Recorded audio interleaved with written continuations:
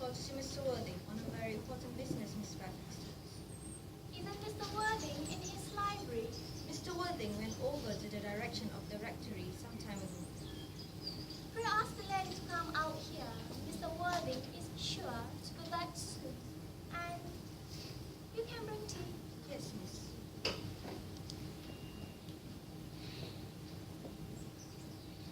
Miss Fairfax, I suppose one of the many other women who are associated with Uncle Jack in his philanthropic work in London.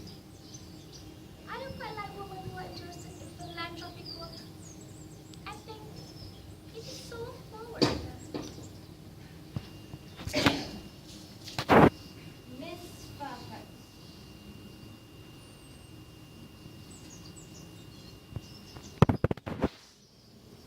Pray let me introduce myself to you. My name is Cecily Cardew. Cecily Cardew? What a very sweet name. Something tells me that we are going to be great friends. I like you already more than I can say, and my first impressions of people are never wrong. Oh, how nice of you to like me so much after we have known each other in such a comparatively short time.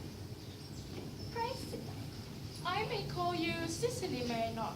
With pleasure, And you will always call me Gwendolen, won't you? if you wish. Then it is all quite settled, will it not? I hope so. So you were here for a short visit, I suppose? Oh no, I live here. Really? Your mother, no doubt, or some female relatives of advanced years resides here also? Oh no, I have no mother, in fact, any relations. Indeed. My guardian with the assistant of Miss Prism has an orders task to looking after me. Your guardian? I'm Mr. Worthing's one. Oh, it is strange he never mentioned to me he had a ward. How secretive of him. He grows more interesting hourly. I am not sure, however, that the news inspires me with feelings upon mixed light.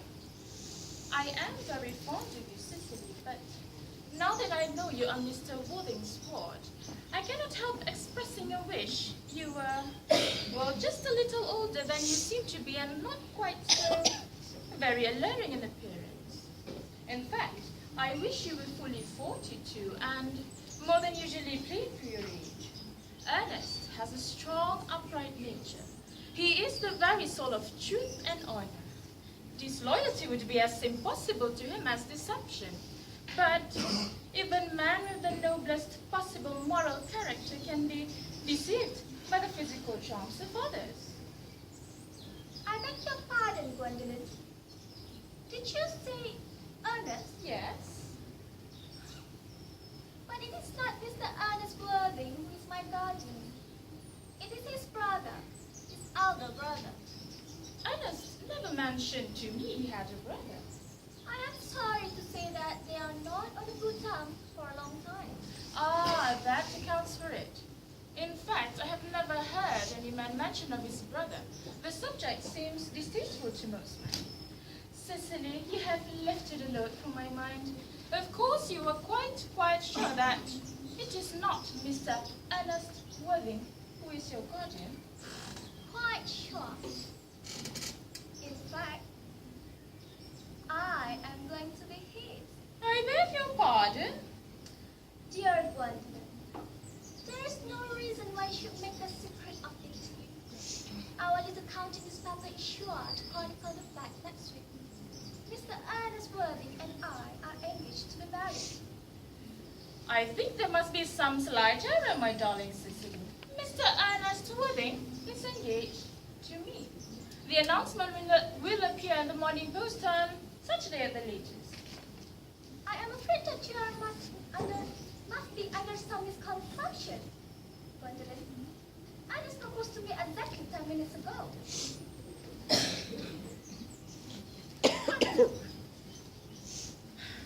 For a moment.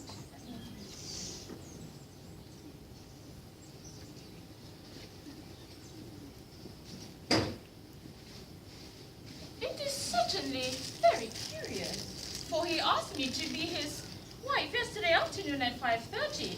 If you would care to verify the incident, pray do so. I am so sorry, my dear Cicely, if it is any disappointment to you, but I'm afraid I have the prior claim.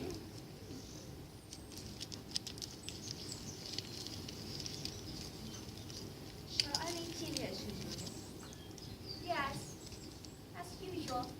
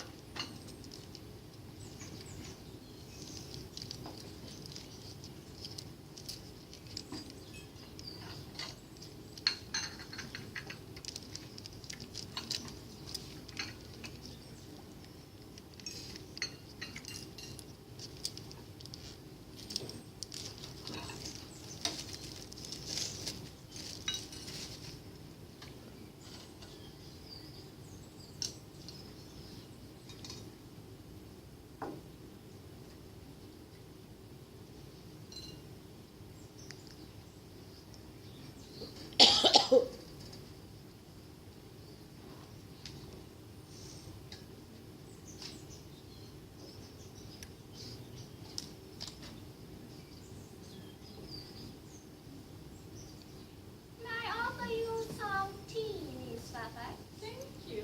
Detestable book, but I require tea. Sugar? No, thank you. Sugar is not fashionable anymore.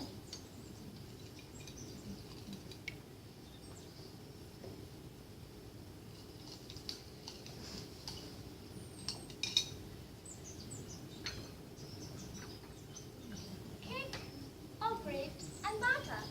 Bread and butter, please. Cake is really seen in the best houses nowadays.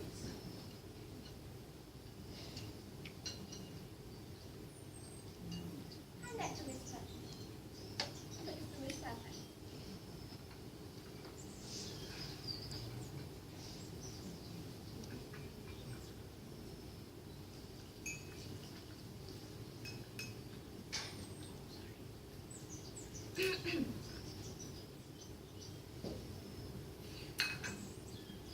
You have filled my tea with lumps of sugar, and though I most distinctly asked for bread and butter, you have given me cake. I am known for the gentleness of my disposition and the extraordinary sweetness of my nature.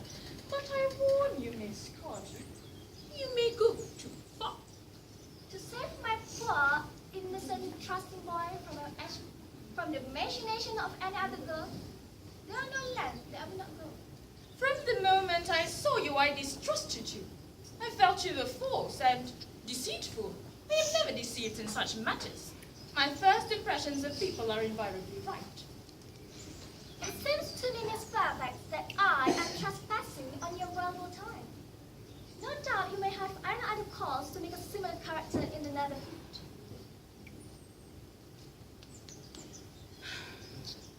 Ernest, my own Ernest. Gwendolyn, darling! A moment. May I ask if you are engaged to be married to that young lady? Huh? To Delgo, Cecily? Of course not. What could have put such an idea into your pretty little head? Thank you. You may. I knew there must be some misunderstanding, Miss Fairfax. The gentleman is my guardian, Mr. John Worthing. I beg your pardon? Yes. This is Uncle Jack. Jack? Oh, Oh, here is Ernest. My own love. A moment, Ernest. May I ask you, are you engaged to be married to this young lady? To which young lady? Good heaven, Gwendolyn. Yes, to good heavens. I mean, to Gwendolyn.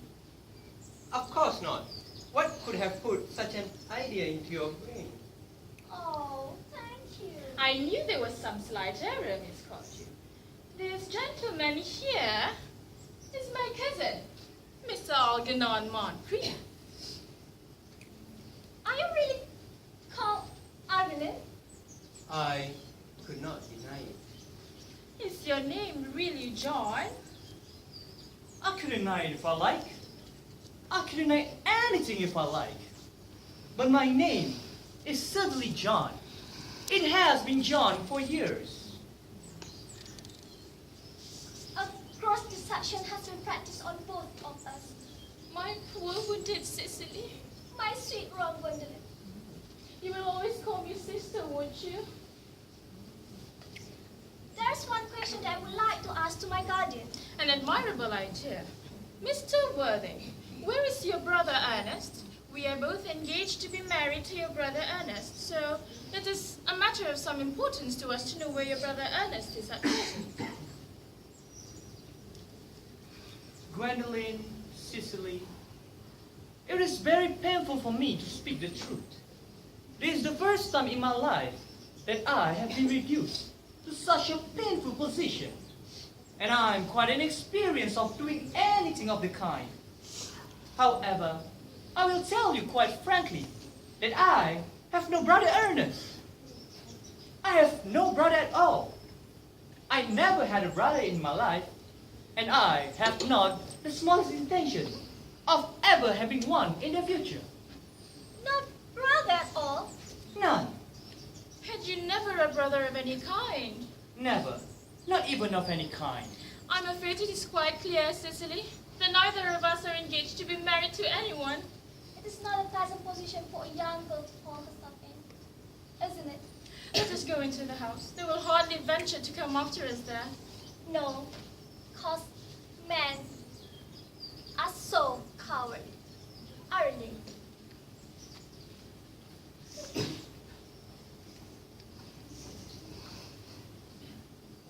This ghastly state of things is what you call Bunbury, I suppose. Yes, and a perfectly wonderful Bunbury it is. The most wonderful Bunbury that I've ever had in my life. Well, you have no right whatsoever to Bunbury Hill. That is absurd. One has the right to Bunbury wherever one chooses, and every serious Bunbury knows that. Serious Bunburys? Good heavens! One has to be serious to have some kind of amusement in their life, and I happen to be serious about Bunbury. The only small satisfaction I have in this whole wretched business is that your friend Bunbury is quite exploded. You won't be able to run down to the country quite so often as you used to do, the algae. And a good thing. Your brother is a little bit off-colored, isn't he, Jack? You won't be possible to be disappeared to London as quite often your wicked custom was, and that is not bad either. As for your conduct towards Miss Cardew, I must say that you take it in a sweet, simple, innocent girl like that is quite inexcusable. To say nothing of the fact that she is my ward. I have no possible defense for you deceiving such a pretty and brilliant young lady, Miss Fairfax. I wanted to be engaged to Gwendolyn, that is all. I love her. I wanted to be engaged to Cicely. I adore her. Well, there's certainly no chance of your marrying Miss Fairfax. I don't think there is much likelihood of you and Gwendolyn being you and Miss Fairfax being united. Well, there is none of your business. If it is not my business, then why would have I talked about it? It is wrong to talk about one's business. Only people like stockbrokers and people at dinner parties do that.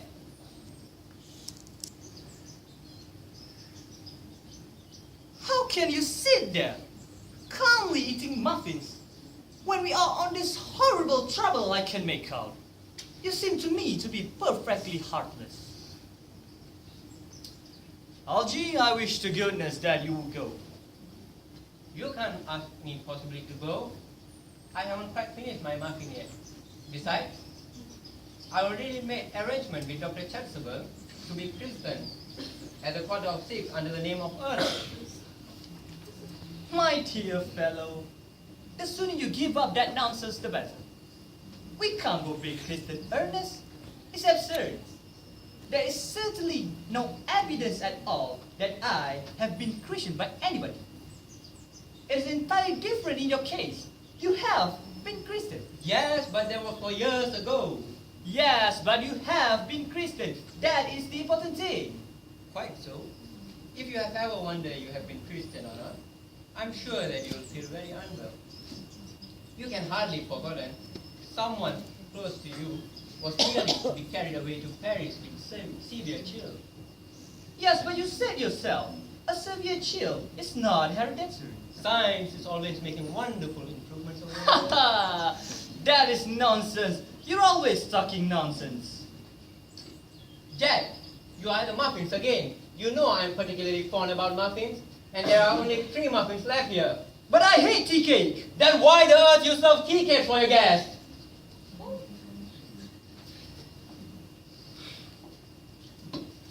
Algernon, I have already told you to leave.